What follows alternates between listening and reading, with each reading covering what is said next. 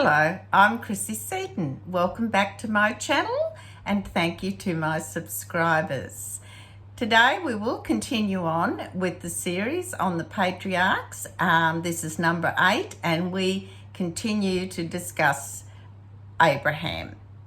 Before I do begin this explanation and information, it has been suggested to me in the past and up until now that I slightly change how I do things.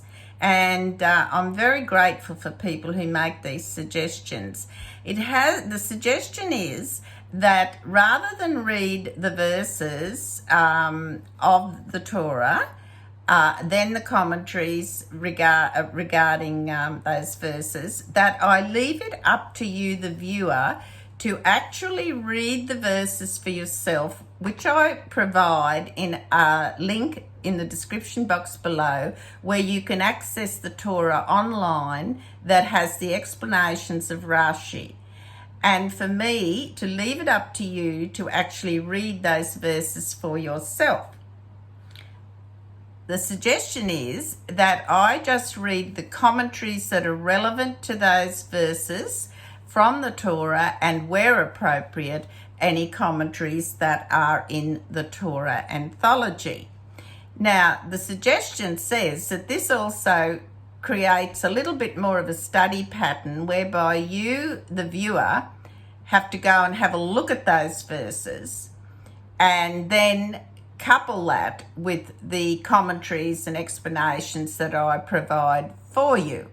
So you've got to do a little bit of homework and treat it rather than just a video you sit and watch.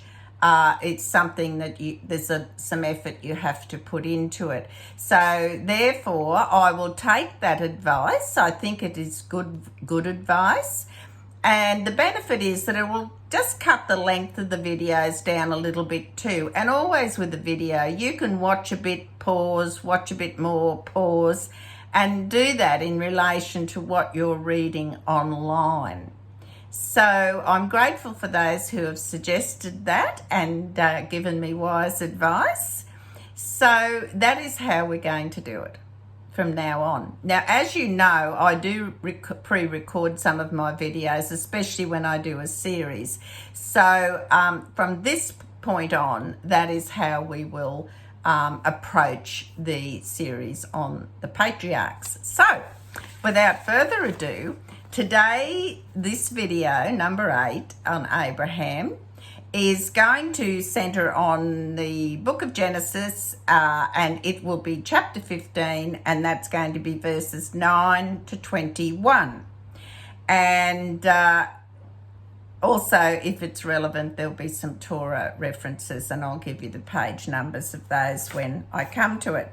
So, let's start looking at the commentaries from the Torah in relation to those verses. Now, I'm going to actually start the commentary at verse 12.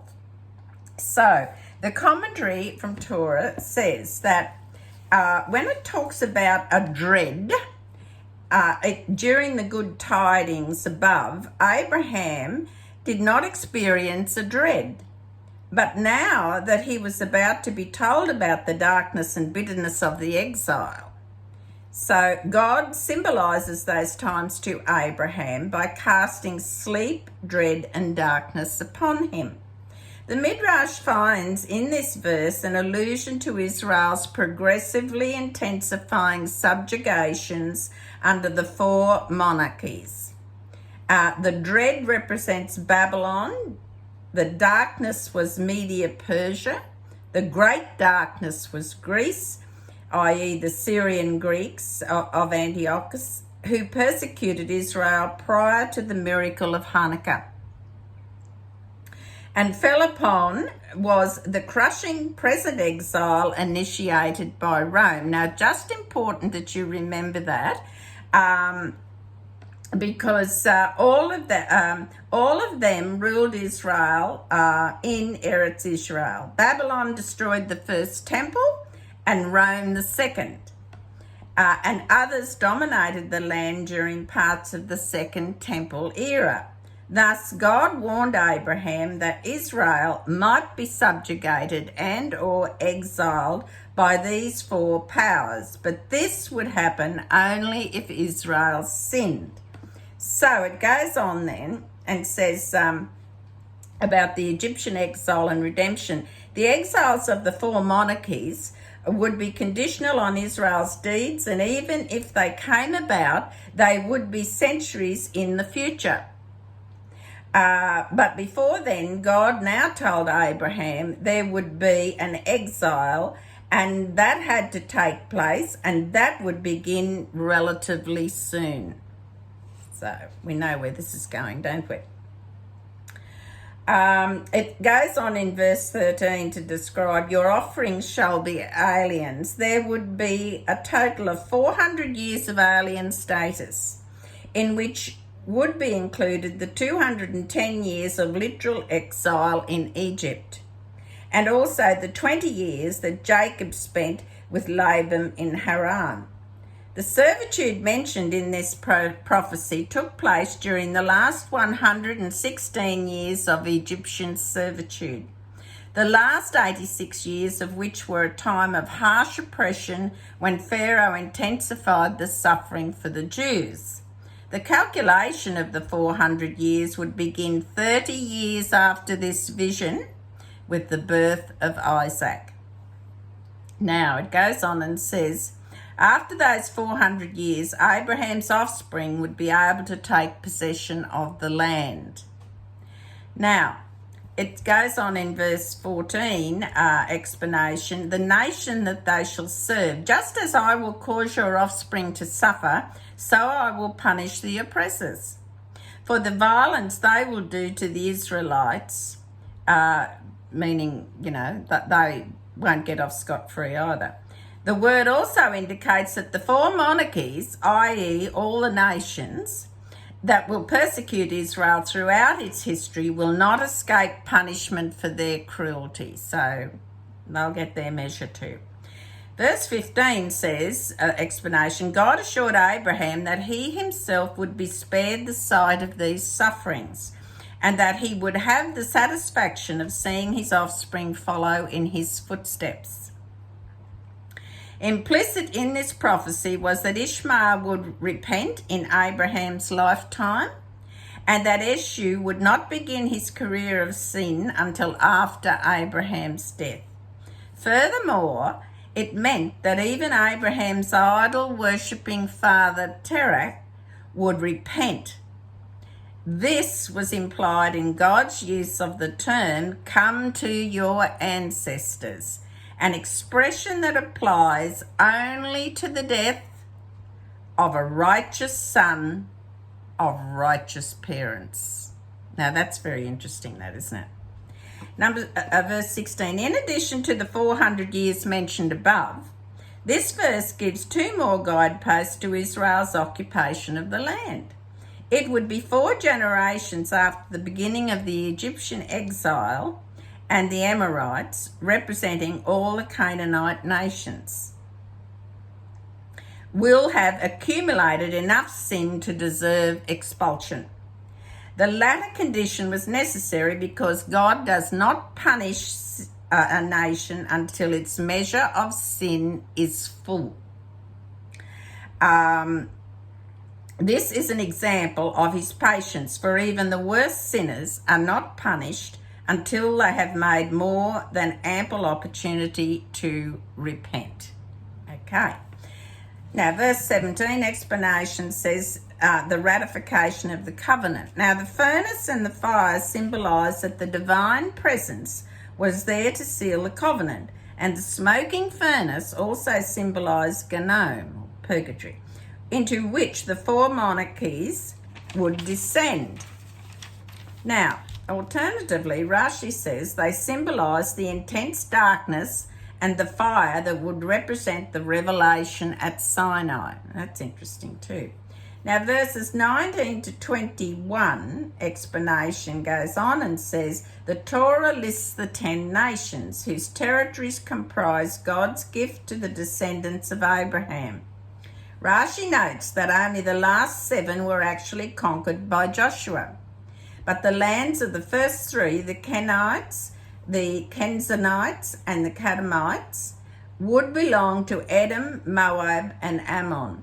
Those territories will not belong to Israel until Messianic times, and that is a reference there in Isaiah chapter 11, verse 14. So that is the commentary there.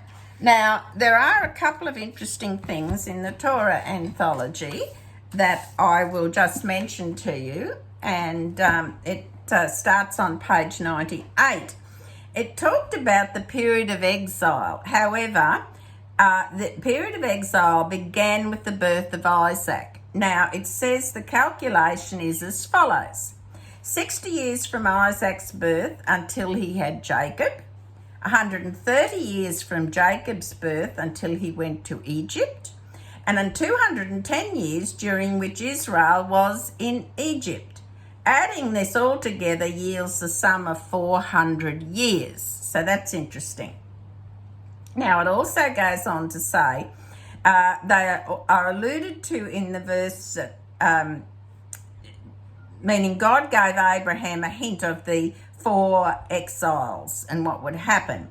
It says, a deep, dark dread fell upon him. And this is in Genesis 15, verse 12. In Hebrew, since adjectives usually follow nouns, the ordering of the sentence is somewhat different. It literally translated word for word, this is a dread, dark, and great fell upon him. Now, the dread refers to the Babylonian exile. The dark alludes to the Persian exile. They made a life dark for Israel through the persecution in the time of Haman. Another element of darkness during this period was a refusal to allow the Jews to rebuild the Holy Temple. Now, great refers to the Greek exile, which subjected the Jews to a harsh persecution. The phrase fell upon him. Now, this is interesting. This designates the Roman exile. This was the 4th great empire, which will last until the coming of Messiah, as we find in the book of Daniel. Now, that is interesting, isn't it? Very interesting. So, Torah Anthology does provide us with a little bit of extra insight, and I just thought that I would read that to you. So, in keeping with our new format, I won't press on any further in this video, in the hope that it makes the videos a little shorter and gives you a better roadmap. Don't forget, you can always stop and pause the video at any time and read what your online reference tells you in relation to each of these videos. So keep your eye on the description box below to follow those links. In the meantime, I want you to please take care and God bless you always.